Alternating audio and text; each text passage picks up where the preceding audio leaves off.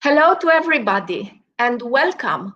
Welcome to the fourth lecture within the Strong 2020 public lecture series. I'm Catalina Curcianu. I'm right now in my office in Frascati National Laboratories, and I am the coordinator of the dissemination and communication activities within this European project.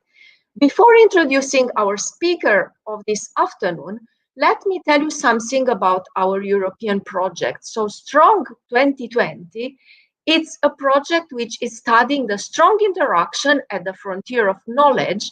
And to do this, it's undergoing fundamental research, but also applications, and has received funding from the European Union's within Horizon 2020.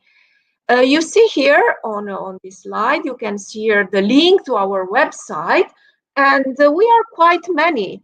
Our project, Strong 2020, it's actually involving more than 3,000 researchers coming from 44 participating institutions. And there are 14 European countries. There are other countries as well. Some of them, one of them, it's actually a candidate to become a European EU country. And there are also laboratories which are supported, so world-class facilities, 6 actually, COSI, MAMI, Frascati Laboratories, ELSA, GSI, and CERN, who are receiving funding and support within Strong 2020. And we are undergoing theoretical, experimental research, and we are also very careful, as you will see also in our talk today, about possible application for society. And it's my pleasure to introduce this afternoon speaker, Professor Hans Ströher, who's coming from the Institute for Nuclear Physics, Forschungszentrum Jülich from Germany. Professor Ströher, it's the only person I know who had the cleverness to win 2 European Research Council, the so-called ERC Advanced Grant, which is something which is very, very difficult even to win one.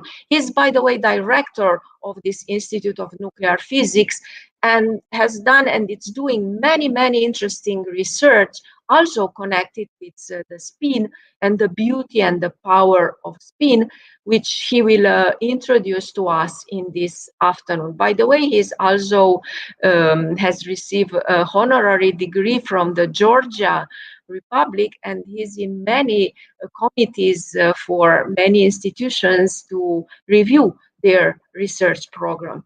So I will introduce him and his lecture in this afternoon. I remind you our website for Strong 2020, and I welcome Professor Ströher, who will give us today the lecture about the power and the beauty of spin, thanking him for being with us this afternoon. Please, Professor Ströher. Thank you very much, Catalina. Welcome to this lecture.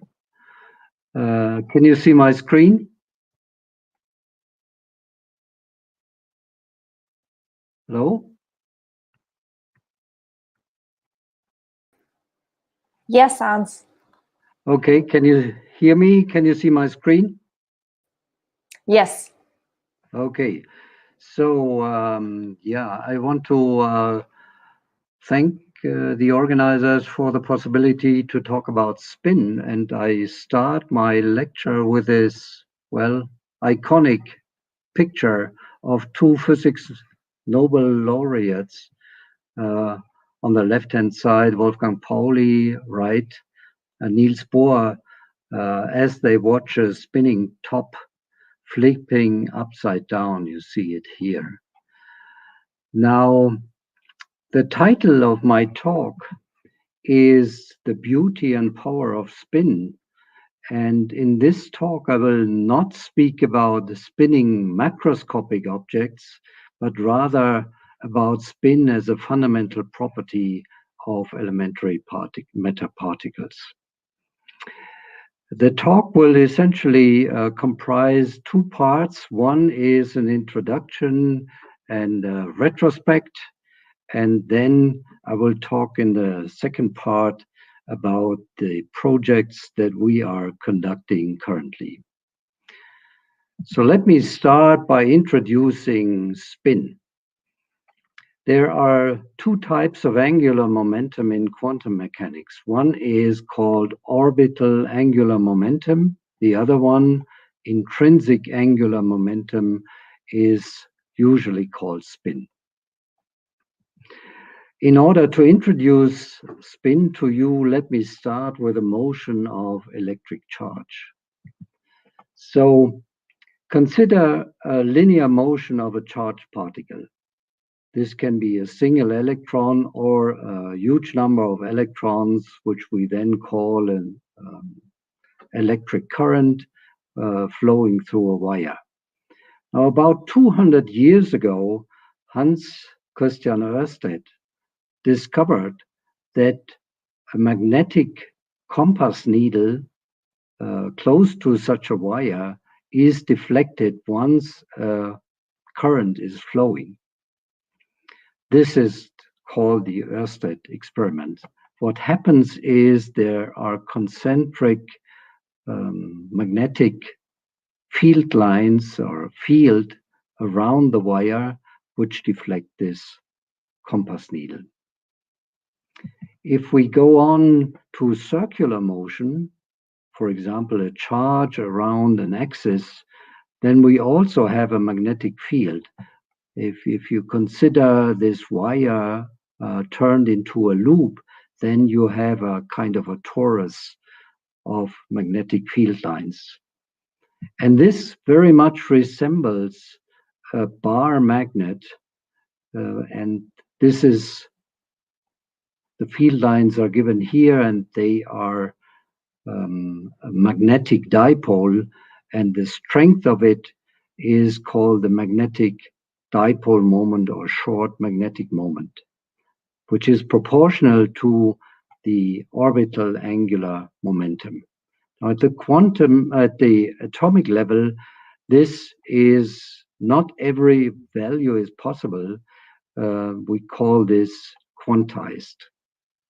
And finally, if you have the rotation of a charge, spin, this is also affiliated with a magnetic moment that is proportional to the intrinsic angular momentum. It's again quantized, but I would like to explicitly mention that actually spin has nothing to do with particle rotation. It's a nice cartoon to visualize spin, but it's not due to particle rotation. So let me next talk a little bit about this quantization of spatial direction, and also give you kind of a operational definition of what spin is. Spin is, as you, I was talking in the previous slide, is affiliated or associated with magnetic properties. And let's consider an experiment that Otto Stern and Walter Gerlach did in the early last century. They used a beam of particles, and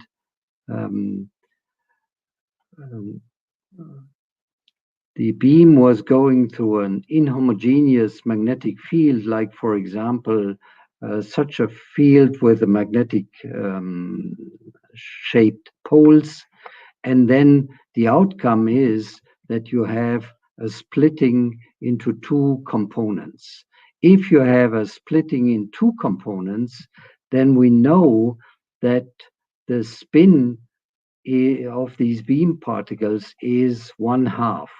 And for example, this beam of particles could be an electron, protons, neutrons, or, as in the original Stern-Gerlach experiment, a silver atom. And we call this spin up and give it a +1/2 number, and spin down -1/2. So in a way, to again use this cartoon, you have clockwise and clockwise rotation of this object, and we give them also a vector vector which indicates whether it's spin up or spin down. If this beam of particles splits into three components, +1, 0, and -1, the spin is equal to 1. And for an example of such an object would be deuterons. In general, you will have 2s as the spin +1 components of the particles in such an inhomogeneous field. And again, here you see this kind of cartoon.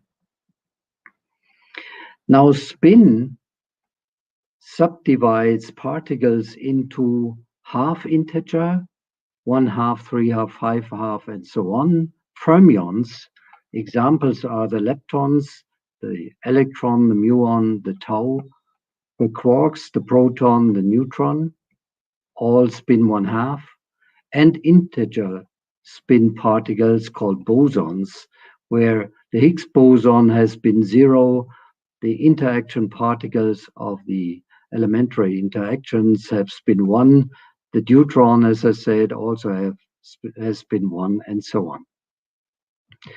Now, according to Pauli, remember the guy in this iconic picture, particles of half integer spin obey statistics which is called Fermi-Dirac, while those of integer spin obey Bose-Einstein statistics. Now, what does this mean?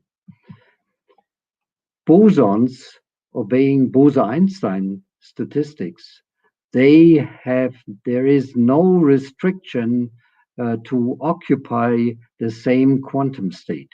So in an energy level diagram, they could all occupy the lowest ground state level. And if you cool down such a, for example, gas of bosons to very low temperatures, close to 0 Kelvin, what happens is you create a Bose-Einstein condensate.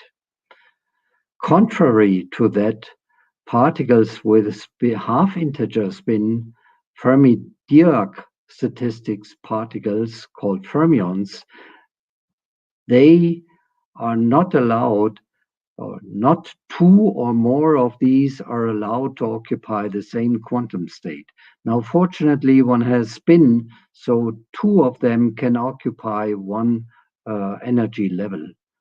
This is called the Pauli principle or Pauli exclusion principle, and it is, in the end, responsible for the table of chemical elements. So given this spin statistics theorem, I think it's fair to say that spin is the most subtle and ingenious design of nature, and without it, the world would collapse. Now, let me, as a further part of the introduction, introduce you the proton spin. The spin, as I said before, implies the magnetic dipole moment mu. And we look at the proton, again, this cartoon. This rotation has an electric current and a magnetic field associated with it. And it resembles a bar magnet with a magnetic moment. Now, this magnetic moment is given is proportional to the spin and given by this equation, where Q is the charge, M is the mass of the object, and G factor, which frequently is called the G factor. Classically, G would be equal 1 for a spin 1/2 particle. In quantum mechanics, Dirac found that G should be equal to 0 if the particle is point-like. And now the question is, what is the experimental result? Now, Otto Stern, again, this guy from the Stern-Gerlach experiment, set out to measure the magnetic moment of the proton in the 1930s. And people were telling him, why do you do that? Because theory tells you G should be equal to 2. Now he did it anyway. And what he found out is that the proton G factor is plus 5.58 and so on. So more than twice as large as predicted by theory. Later, the neutron G factor also was measured and found to be minus 3.8. So the minus sign means that mu and S are antiparallel. Now, as a result of this measurement, it turned out that the proton and the neutron cannot be elementary particles. They must have a substructure.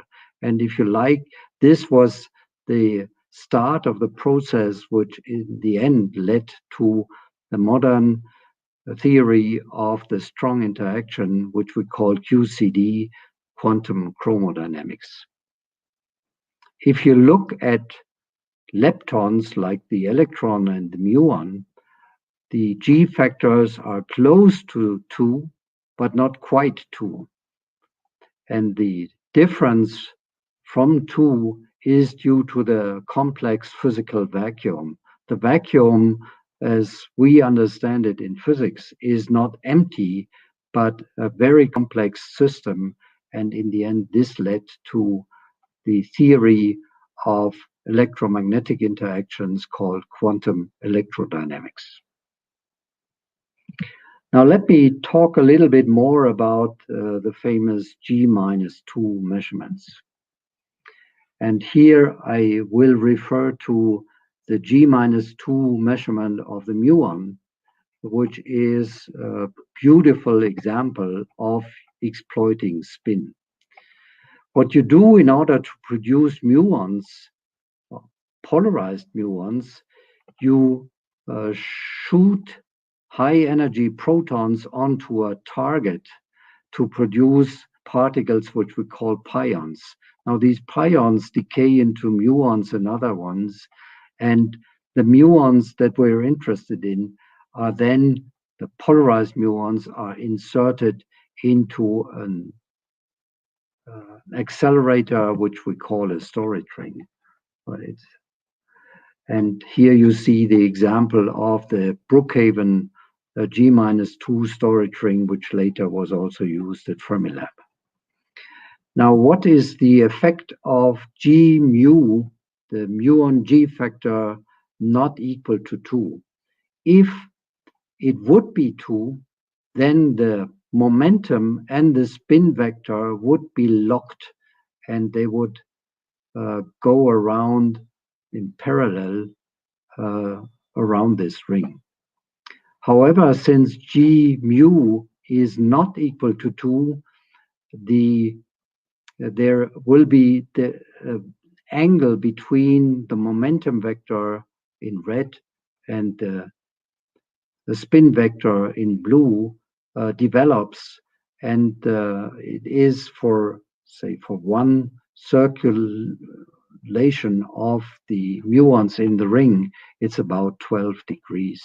So only after 28, 29 circulations, they would be parallel again. Now, the muons themselves are also unstable and they decay into electrons or positrons depending on the charge of the muon and other particles. And nature is nice to us in that the muon decay happens in the direction of the spin. So these electrons or positrons that have the signature of the spin direction, and these decay particles are detected at the inner boundary of this ring. Due to this wobble of G mu not equal to 2, you obtain what is called a mu oscillation plot that you see here. I don't have time to go into any detail, but you see this angle between momentum and spin kind of produces this wobble. And if you analyze this wobble, then you find a disagreement between the experimental and the theoretical prediction. The theoretical prediction is the standard model of elementary particle physics, our current theory. Now, you may have heard that there is actually a new experimental result out 2 weeks ago, and the new experimental result is given here. It actually agrees, this is from Fermilab, it actually agrees with the older result from Brookhaven, and this is theory, and you see the discrepancy starts here.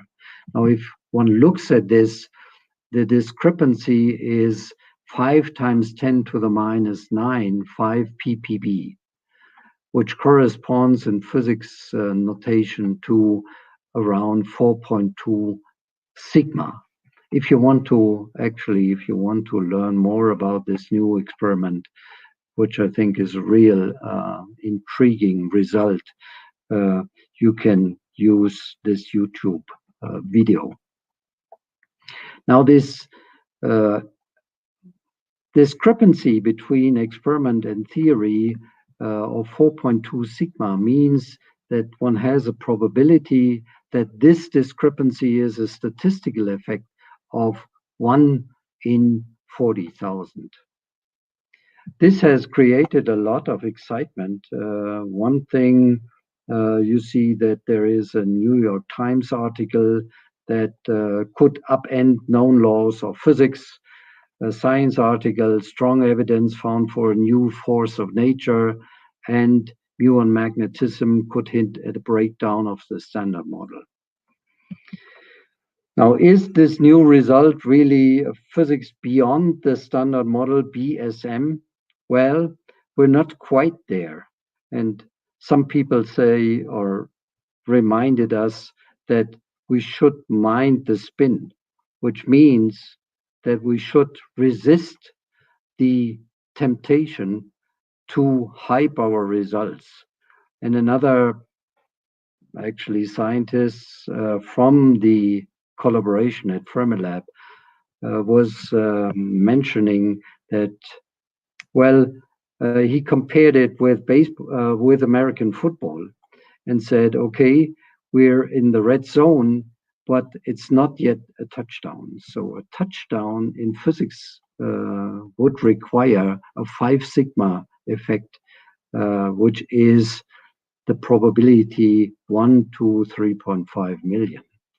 So they need to get more data and analyze the data, and then we will see what comes out. Of course, it would be exciting if one finds something that is not described by the current theory, the standard model. The magnetic dipole moment in part 2, there you can investigate a single particle inside what is called a pinning trap. So you use specially formed electric and magnetic fields, and then you have a place here where you can have a single proton sitting there, observing it for an hour and inducing individual flips from spin down to spin up and falling back. So this is also a fantastic experiment which has been done some time ago at CERN. Actually, this motion of the particle here in this area is complex, and you can analyze this complex motion, which I kind of indicate here, to get the result from mu. Actually, you can put a proton in or an antiproton, and you see here the results of both. The G factor divided by 2 for the proton and the antiproton, and they agree up to very high precision. And actually also what you see is that this is a measurement where the result for the antiproton is at this time, 2017 versus 2014, better for the antiparticle than for the particle. So this is a fundamental symmetry test of matter and antimatter. You also have proton spin in applications. If you use many proton spins, this provides the basis for nuclear magnetic resonance or magnetic resonance imaging, MRI. If you have a proton with a magnetic moment mu and an external magnetic field, for example, a superconducting magnet, then this proton spin precesses. I kind of use in a synonym the spin direction and the magnetic moment direction. So it kind of resembles gyroscope precessing in the Earth gravitational field. This spins in the external magnetic field can have two directions. One, the low energy, where the magnetic moment points in the direction, and the high energy, where it points again the external field. You can induce transitions from the low state to the high energy state, and then you have a relaxation. This relaxation from the high energy state to the low energy state depends on the chemical environment, and this is the basis for the MRI picture, for example, of the human head, which is now a basic medical diagnostic tool. And finally, for this introduction, I would like to mention the spin of the proton itself, which is 1/2, as I said before. Now we know, or I mentioned before, that the proton is a particle which has substructure 3 quarks, up, down for the proton case. And one could think of that the spin of the proton 1/2 is the vector sum of the 3 quarks, +1/2, -1/2, +1/2. But this is actually not so trivial, because the proton is much more complex. It not only has these 3 quarks, the so-called valence quarks, but also quark-antiquark pairs, which we call C-quark, and the exchange particles of the strong interaction called gluons. And they all contribute in one way, which how exactly we don't know yet. This was called the spin puzzle, and this is an ongoing research activity. Good. So this is the first part of my talk, introduction, and I hope to show what spin can provide. And I want, in the second part, then talk about spin as a tool to study fundamental questions in hadron, particle, and essentially in hadron and particle physics. So there are, of course, many ongoing experiments exploiting spin.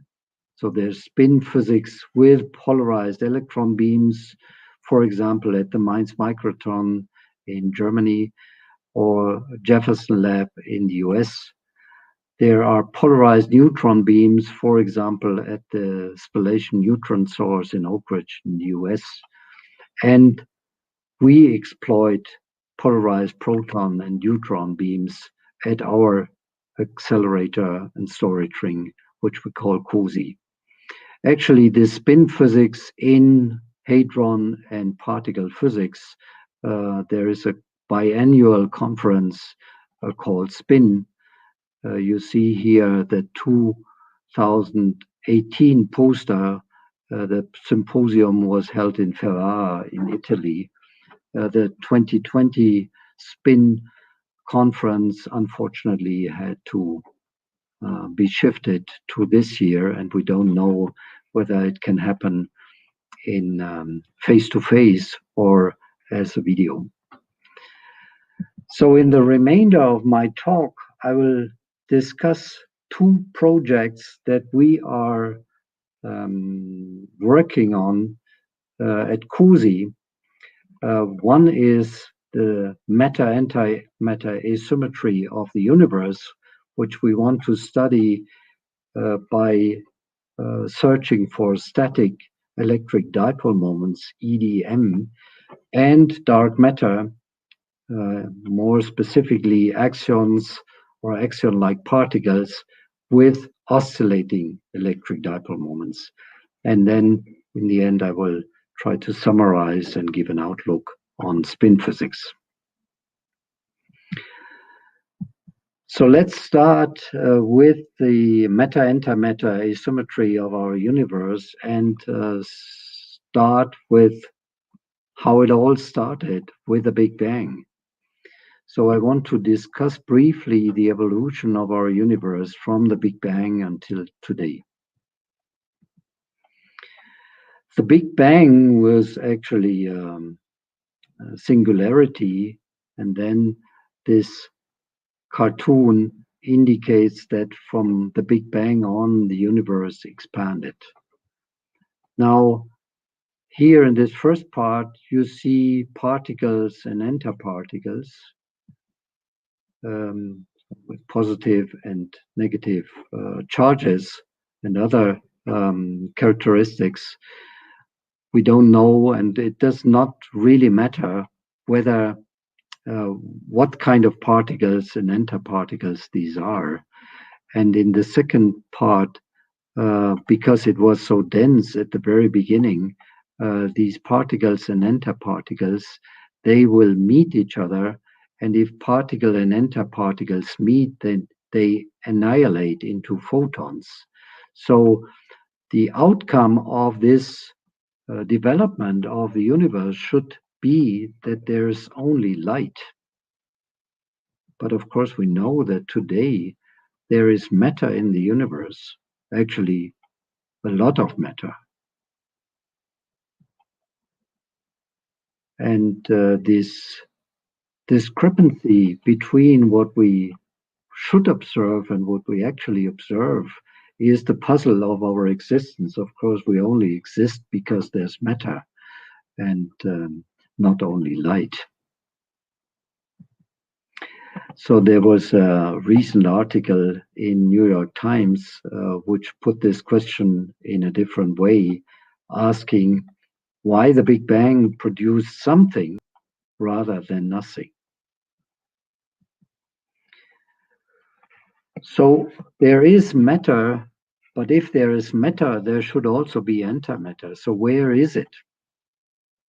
Well, one could, of course, search for it, and some people, some groups do it.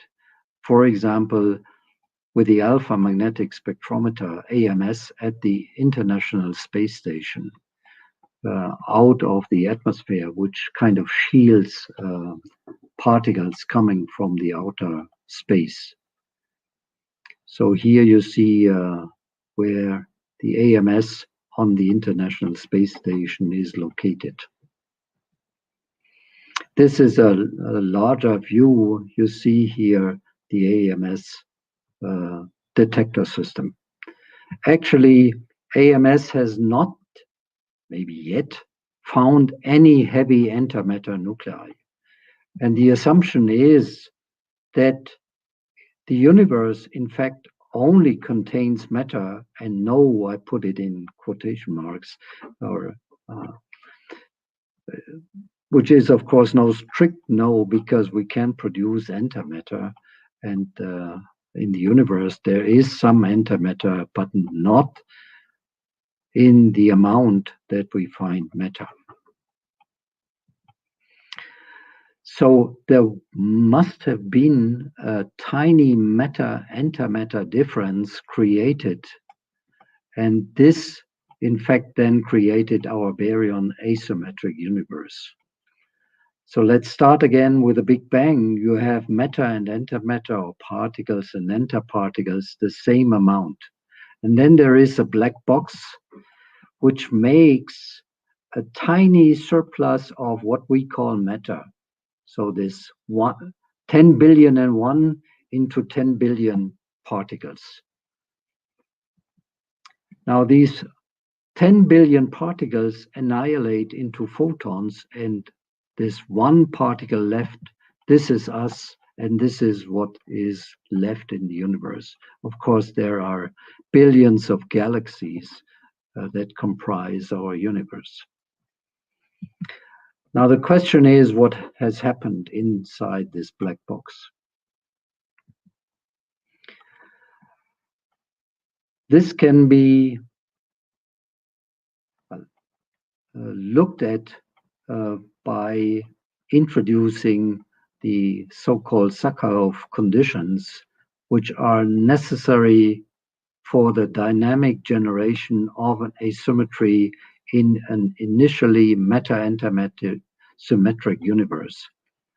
These Sakharov conditions were first introduced by Andrei Sakharov, 1967. Sakharov, of course, is known to many of you. He received the Nobel Prize, Peace Nobel Prize, but he was an eminent physicist as well. So the Sakharov conditions are: you need baryon number violation, you need charge symmetry breaking or violation, and charge parity violation. And I will concentrate on charge parity violation in the following. And then you also need a departure from thermal equilibrium. I should note that there are competing theories for what is called baryogenesis, the winning of baryons over antibaryons. Now, baryon number violation, there are no indications yet for it. One expects that it should be there. For example, one searches for baryon number violation in proton decay, but there is charge parity violation experimentally observed in the standard model. For example, in neutral meson systems, kaon B and D systems. But the problem is that these CP violation in the standard model is too small by many, many orders of magnitude. So there must be new additional CP violation around in order to understand this matter-antimatter asymmetry. And then comes in the question, do electric dipole moments, EDMs, exist in order to explain the baryon asymmetric universe? What is an electric dipole moment? Now you all know an electric dipole, which is the separation of a positive and a negative electric charge of any system, indicated here.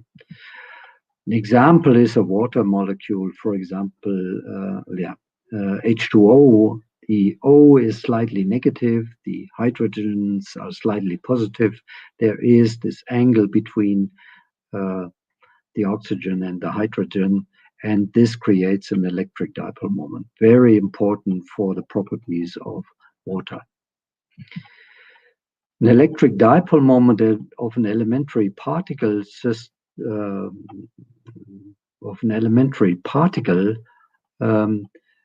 also can exist in principle, but I will come to the but in a minute. I want to mention here that because the electric dipole is a vector, you can it's convention in which direction it points, but it is pointing in the direction of the spin or the magnetic moment. So because this is the only direction in such an elementary particle. So it's very important to note that the electric dipole moment and the spin are parallel. Now, what is the connection to CP symmetry violation, this matter-antimatter symmetry that should be violated? I will try to explain this here in this cartoon. Think about a particle which has a spin. Now we take away a little of charge here and put it here to create an electric dipole moment. The spin points in this direction, the electric dipole moment parallel to it. Now, if we apply the time reversal, that is, time runs backward, then the spin, again, this cartoon of rotation, would go in the different, in the opposite direction, from clockwise to counterclockwise. So the spin flips, but the electric dipole moment stays as it is. It does not react to time reversal. Now, since the system to start with and to end up with is not the same after the T operation, the corresponding symmetry is violated. We call this T violation. And if the combined symmetry C, charge, parity, and time is okay, is a good symmetry, then this T violation implies CP violation. T violation is compensated by CP violation in order for CPT being a good symmetry. So people set out to search for electric dipole moments, and it all started in the 1950s with the neutron electric dipole moments. Actually, this search by Edward Purcell and Norman Ramsey was to search for parity violation. But they then discovered that this is also a CP violation. And what I plot here is the results, the upper limits for the neutron electric dipole moment as a function of time of the year of publication. You see this, the original Purcell-Ramsey result, and then the upper limit is improving, the sensitivity is improving, and one is currently at a limit of 10 to the minus 26 E times centimeter. So charge times distance is the unit. But no electric dipole moment for any charge part, any fundamental particle has been found yet. Actually, this yellow band here is the standard model prediction, 10 to the minus 30 E centimeter or less. And this is, with current techniques at least, unmeasurably small. So if one detects an electric dipole moment in this gap here for the neutron, for example, then it would indicate physics beyond the standard model. So what does this 10 to the minus 26 E centimeter actually mean? And why is it so difficult to measure? Consider a neutron which has a size of 1 Fermi, which is 1 femtometer. Now, if I inflate this neutron by 22 orders of magnitude so that a neutron would have the size of the Earth, then this 10 to the minus 26 E centimeter mean that the separation of the positive and negative charge is of the order of the thickness of a human hair. So you can imagine that this is a real precision experiment. And we are, well, trying something new. We want to attack this with a new approach, which is an EDM search for charged particles, in particular proton and neutron, deuteron, but it could also be the electron. And actually, the muon G-2 experiment also can come up with a result for an for an EDM of charged particle, a limit, I should say. So the principle of such an search is always that you let the EDM interact with an electric field. So I use this cartoon from the beginning of my talk again, and have here a charged particle. And if I apply an electric field, then it's of course accelerated. Now, if I want to observe this charged particle for an extended interaction with the electric field or observation time, I should put this in a ring, in a trap, in a storage ring. So the string that you see here could either be an external magnetic or an electric field. And since the EDM is parallel to the spin, if there is an EDM, you should see an effect on the spin of the interaction of the electric field with the electric dipole moment.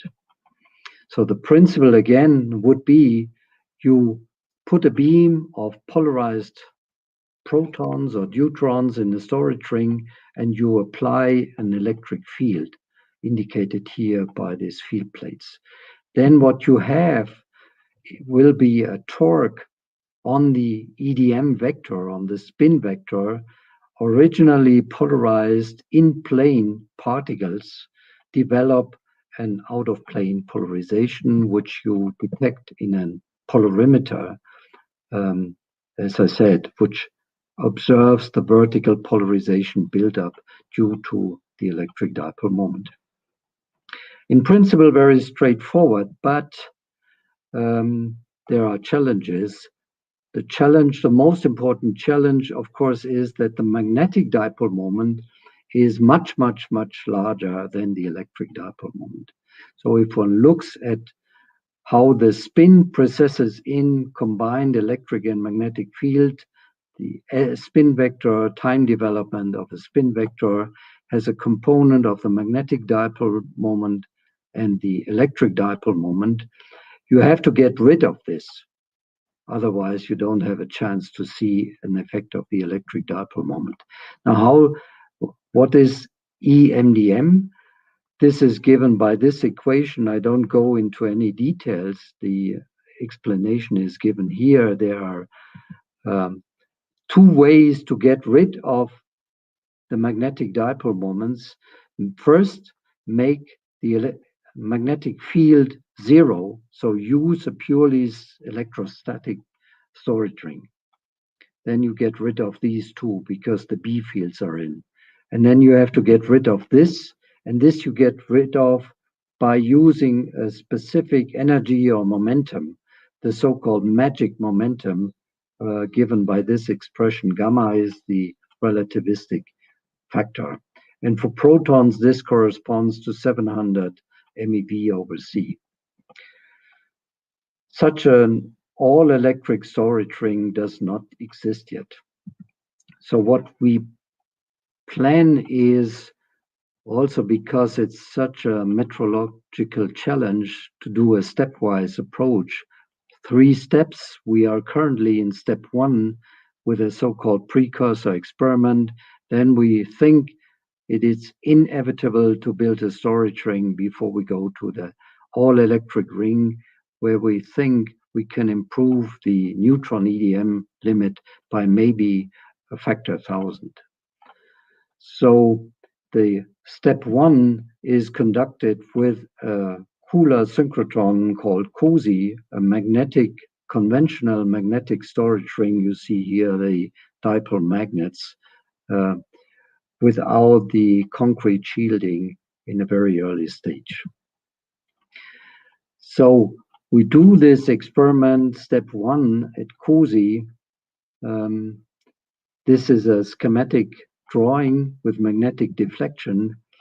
Actually, since you have this magnetic moment precession, the free spin precession due to the magnetic moment, you will see no vertical buildup, but only a tiny oscillation in a magnetic ring. So the torque upwards is identical to the torque downwards, and it will exactly nullify the effect. What we do, and I don't have time to go into any detail, is we use an RF Wien filter so that we still can observe a net polarization build up. We have done such an experiment in Q1. It's just finished a week or 2 weeks ago. It will be analyzed. We did this for deuterons, and then we think the next step needs to be step 2, the prototype ring, before we go to the final. I call it also the Holy Grail ring, an all-electric ring, counter-rotating beams, and so on and so on, to come to the highest sensitivity possible. Okay, so this was one. Let me talk also about the unknown stuff in our universe, which is called dark matter. If I have a pancake of the energy content of our universe, then about 3/4 are dark energy and 1/4 is matter. And matter comprises dark matter, again, roughly 3/4, and normal matter, atoms, photons, neutrinos, and so on, hydrogen, helium, heavy elements, building the stars, and so on. Again, us, that is only a tiny fraction of the whole energy content. So the question is, what is dark matter? Actually, you might ask, how do we know that dark matter is around or needs to be around? Well, one of the examples is the rotation of spiral galaxies. If you look at spiral galaxies, they rotate too fast for only the visible matter that you see. That gravitation of the visible matter would not be able to hold these galaxies together. So there must be, in addition, dark matter. Actually, I call it next to nothing is known about dark matter. So if you look at the interaction, the probability of interaction with matter, with standard model matter or our known matter, the possible range comprises 60 orders of magnitude, and the mass is also unknown by and extends over 40 orders of magnitude. I don't have time to go into detail, but I want to make the point that depending on the occupation number per unit volume, one can talk about field-like or particle-like dark matter. I reproduced this figure which shows what people have thought about what dark matter could be, neutrinos, other particles, and I only want to indicate 2 of them here, which is QCD axions and axion-like particles.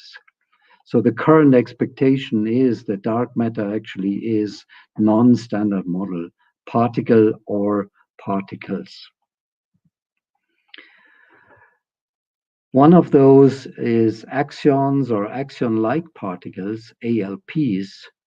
The axion is a hypothetical elementary particle which was postulated by Roberto Pecci and Helen Quinn to resolve what we call the strong CP problem, which is that there is essentially no CP violation in the strong interaction, which is very surprising.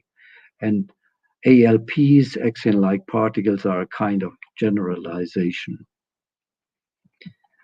So I reproduced again a calculation, also because it's from Jülich or with people from Jülich and done in the Jülich supercomputer. They did a calculation of the axion mass, and this was their result, a certain window where the axion mass lie based on lattice QCD. I think one should be very careful, and people, I think, are also taking it not too serious. They will search for axions over a wide range of masses. Yeah, this is what I wanted to mention before. But I think not only given this strong CP problem, but also other points, that axions and axion-like particles are considered well-motivated candidates for dark matter. And the detection is via its coupling to photons or gluons. So consider this field-like axion, which has a certain frequency corresponding to the mass. This would result in an oscillating electric dipole moment, so a change of the EDM direction relative to the spin. Now, if the frequencies of this oscillation and the omega MDM, the magnetic dipole moment precession, are the same, then you are in a resonance and you would accumulate vertical polarization. So the MDM precession is in this direction, and due to this change of the EDM in the right way, you would accumulate the EDM effect. Actually, this, because you don't have to get rid of the MDM spin precession, can also be done in a magnetic storage ring like COSY. And we did a proof of principle oscillating EDM search in COSY. We put deuteron beam in the ring.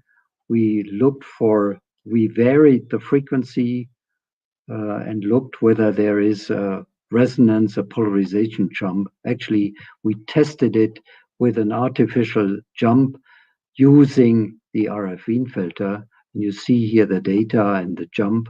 So we understand this. We did this left-right asymmetry measurement, the vertical polarization build-up or jump by this asymmetry as a function of time. And then we used 4 bunches simultaneously and scanned the frequency. The mass range was in the nano electron volt. No signal was observed, but what I want to mention here is that the method works, and we are currently analyzing the data in order to quantify the exclusion limit, which we think is of the order of 10 to the minus 22 times centimeter. Okay, so this was it, and I want to summarize. First part is I was talking about our project to study the reason for the baryon asymmetric universe. So why is there nothing? Why isn't there nothing? I used this cartoon. There was a big bang, matter meets antimatter, a fight begins, and there is a winner, which is matter. And one does not understand this. And we use a new approach to search for additional CP violation by exploiting static electric dipole moment search. And this is done by looking at the spin development in an electric field. The second part is to study the dark universe. So you see here a photograph with these cloudish things, which indicates the distribution of dark matter. Again, a cartoon, and we search for dark matter, in particular axion-like particles, by investigating oscillating electric dipole moment searches in a spin resonance effect. Actually, I have not been able to talk about other examples of spin at work in basic and applied science, so I left out our project of polarizing antiprotons in a storage ring, and I left out a time reversal invariance test with polarized proton-neutron scattering, which we also would like to conduct at our storage ring. I haven't even touched spintronics, that is electron spin and charge in solid state devices. I want to mention Peter Grünberg from Forschungszentrum Jülich, who received the Nobel Prize for starting spintronics by discovering, together with Albert Fert, the giant magnetoresistance effect. I didn't talk about spin caloritronics and spin qubits. Also for spin qubits quantum computing, we have an eminent scientist, David DiVincenzo, as a colleague at our research center. So there's, of course, huge amount of spin-offs of these projects. So I think, in summary, I hope I convinced you that there is, in fact, spin is a beautiful and a powerful means of studying fundamental questions. And I want to finish my talk with two slides. One is that I want to mention the strong 2020 projects which are working with spin or using spin.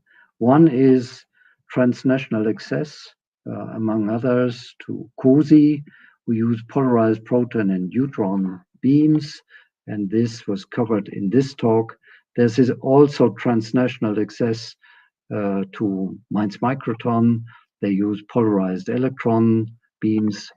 There is a joint research activities which is called Spin for Fair, which would at some point produce polarized protons or polarized antiprotons, and joint research activities at LHC, at CERN.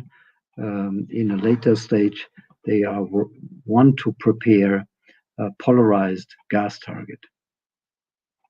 This talk also covered, as Catalina was mentioning before, an ERC advanced grant called SR-EDM to search for charged particle EDMs. And maybe my last point would be that I would like to mention that science in our, that we think science is an endless frontier. So if you look at our current knowledge in the large sea of unknown, which is this white box, then with imagination or curiosity, you will extend this.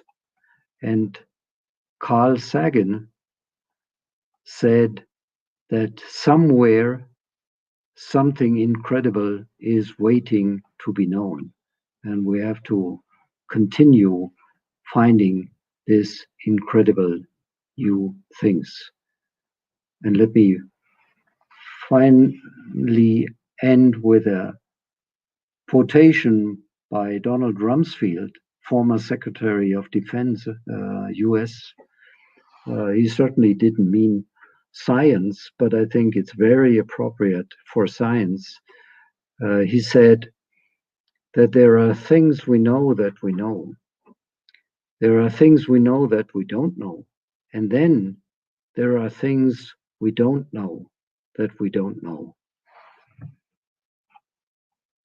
And with this, I would like to thank you for your attention, and I hope that you had a nice time following my talk. Thank you very much.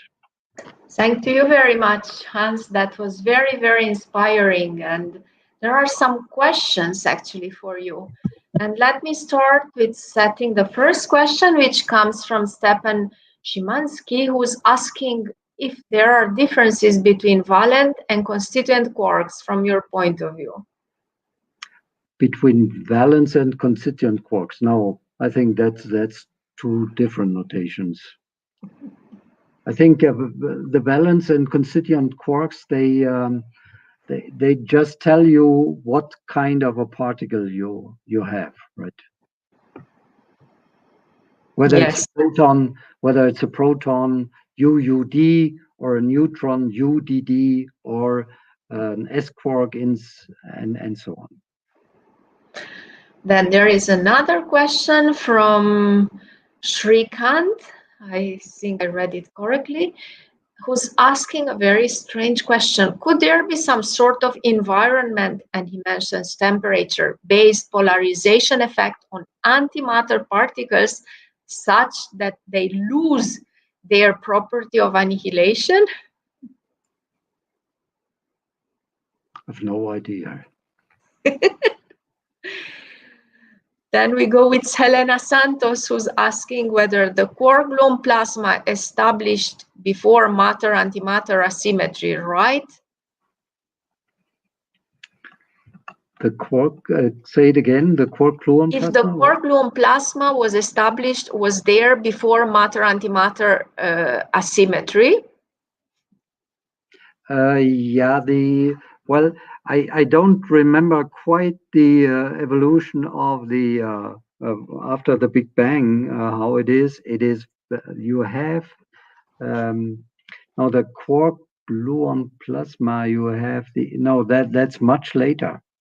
The quark-gluon plasma is much later. Much later. Yes. So you have a very high mass particle and antiparticle, and they annihilate, and then the rest condenses into quarks, gluons, and then essentially this asymmetry was already there.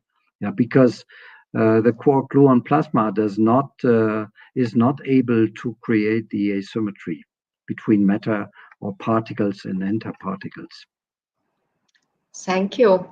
Then you get a great talk from Efrain Chavez.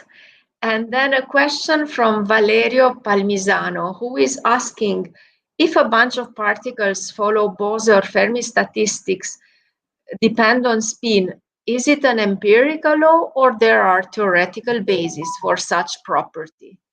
Oh, no, it is a very deep theoretical law. Yeah. I mean, I'm no theorist to explain what's really behind, but this is very deeply rooted. It's not I can add something on that because it happens I work on searches for violation of spin statistics symmetry, and actually it's rooted very deep in our laws of physics today, like symmetry of space-time properties and things like that. So you might have a way out of this spin statistics relation if you have some weird properties of space and time symmetries, for example. Mm-hmm. And so you get thank you from Helena Santos, to whom you answered before. Yeah, there are some other thanks. So if there are some other questions, just take advantage now and set them in the chat. So Sam Razalingam, it's thanking you for the presentation. And I don't see other questions. So thank to all of you for having been with us this afternoon in this public lecture from Strong 2020 European Project. Thanks once again to our speaker of this afternoon session, Professor Hans Strower. And I give you an appointment for our next lecture in about 1 month by now. Just stay tuned, follow our channel on Strong 2020 channel and on the Frascati National Laboratories YouTube channel. Thank you very much. And thank you very much, Professor Strower, for this very inspiring talk this afternoon. Thank you. My pleasure. Okay, bye-bye.